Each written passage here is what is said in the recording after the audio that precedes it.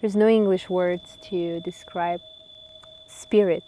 And we believe, in my culture, everything has kutsur. Plants, rocks, flowers, water, sky. In Sakha, kutsur, it's just so deep and complex. And imagination is not something that you take for granted or say, oh, this is just in your imagination or in your fantasy. On the contrary, in my culture, imagination, it's very important. It's a portal. Through attention, you open up portal.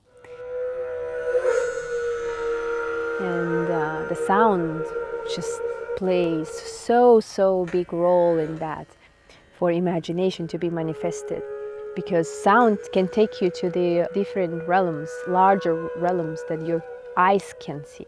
I can clearly hear.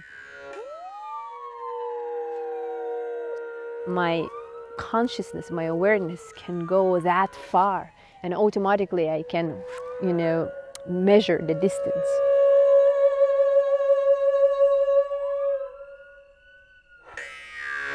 And it's very interesting, that specific sound is in the same frequency as coyote. Just living in a world of science, it's not enough. And perhaps science is part of spirituality.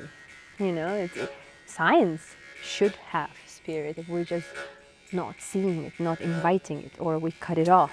So it's a sound resides in sur, and sur, it's a part of kutsur. Kut, sur, together they become as a soul.